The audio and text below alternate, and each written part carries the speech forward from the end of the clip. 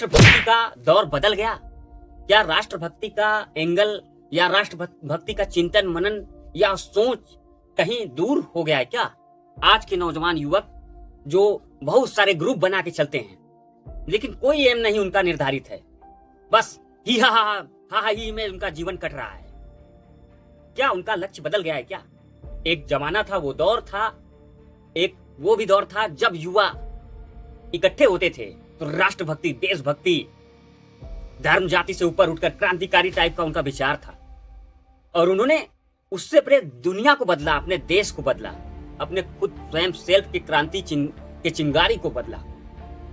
उस अपने नौजवान ऊर्जा शक्ति को राष्ट्रभक्ति में, राष्ट्र शक्ति में बदल के रख दिया, जिससे अंग्रेज भी डर गए।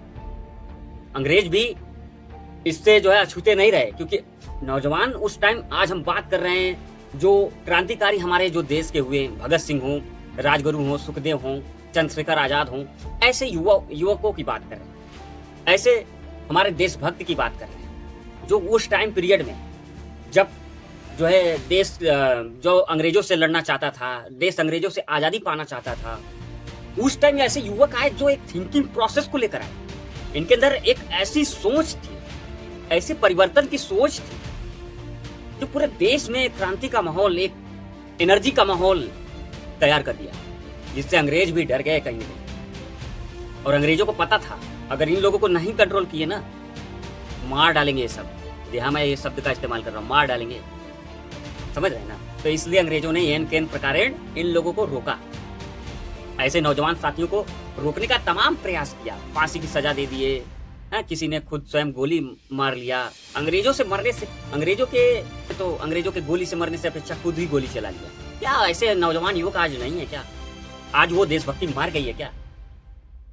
बस दिन भर हा ही में जीवन कट रहा है क्या? लग रहा है कि कुछ क्रांति कर दिए हैं, ऐसा जो है माहौल बना रहे हैं युवा आज के। ये हो क्या गया है देश को? बहुत सारे आपके आसपास चौपाल पे मिल जाएंगे ऐसे युवा, उनके अंदर राष्ट्रभक्ति नाम का कोई ऐसा एंगल नहीं झलक रहा है। तो ध्यान रखिए फ्रेंड्स, मैं बात करूंगा आज जो नौजवान भारत सभा की जो स्थापना लाहौर में भगत सिंह ने जो 1926 में किया था, और भगत सिंह और उनके साथियों ने मिलकर 1926 में जो नौजवान भारत सभा की स्थापना की थी लाहौर में, उसका उद्देश्य केवल इतना नहीं था कि अंग्रेजों से लड़ना है, केवल इतना ही नहीं था। ये ध्यान रखिएगा, उस समय के नौजवान युवक साथी में, अपने सहपाठियों में, अपने समकक्षों में, उनका यह मानना था कि अगर हम ऐसे पार्टी या ऐसे संस्था की स्थापना हम करेंगे, हम युवाओं को ऐसा नॉलेज, ऐसा सोच, ऐसा चिंतन, ऐसा ऊर्जा देंगे जिससे कि उनके अंदर देश के प्रति केवल अंग्रेजों से लड़ना ही नहीं, राष्ट्रभक्ति की भावना हो, जाति धर्म से ऊपर उठ के बात करने का एनर्जी, शक्ति हो। ऐसा चाहते हैं। और इसीलिए नौजवान भारत सभा की स्थापना 1926 में हुआ। ये आपके एग्जामिनेशन में भी ये पूछा जा सकता है, ये कहाँ हुआ? लाहौर में हुआ। किसने किया?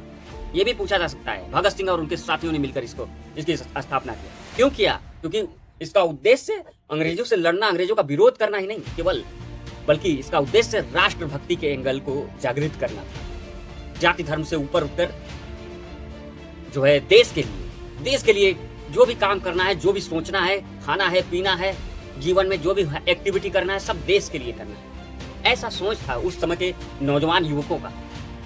शायद आज कमजोर पड़ रहा है हमारा नौजवान युवक, इसमें कमजोर पड़ रहा है क्योंकि बहुत सारा दबाव है, उस दबाव से कमजोर पड़ रहा है। शायद वो वाली सोच अब कम पड़ती जा रही है। युवा अगर भर्ती में जाना चाहता है तो उसको पैसे के लिए जाना चाहता है। बहुत कम पैसा रह गया कि देश के लिए जाएंगे, कुछ जो है देश के लिए कुछ ऐसा करना है, ऐसा समझ में नहीं आता है। सब परिवार, नाम, माहौल, गांव में इस प्रकार का माहौल बनाने के लिए लोग कहीं न कहीं आज भर्ती ले रहे हैं। क्या राष्ट्रीय एंगल का वो भक्ति छूट गया है क्या? क्या देश के लिए जो मर मिटने का जो माजा था वो खत्म हो रहा है क्या? वो कम हो रहा है क्या?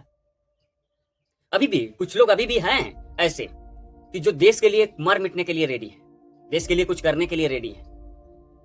राष्ट्रभक्ति का एंगल कूट कूट कर भरा है, लेकिन उनकी परसेंटेज बहुत कम हो गया। नाम मात्र के कुछ गिने चुने लोग ही रह गए।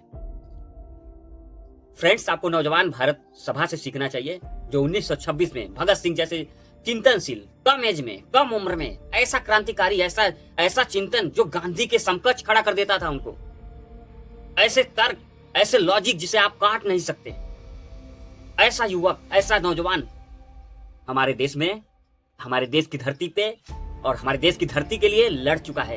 ये आपको ध्यान रखना है। और इतिहास यही है, हर एक चीज का कॉम्बिनेशन इतिहास में होता है। आप हर एक मुद्दे से सीखते हैं, हर एक एंगल से आप सीखने की कोशिश करते हैं और सीखकर आप इतिहास में, आने वाले भविष्य में इतिहास को सीखकर आप गलती नहीं करते। लेकिन हमारे भारत के युवा, हमारे भारत के आज नेता क्या सीख रहे हैं इतिहास से?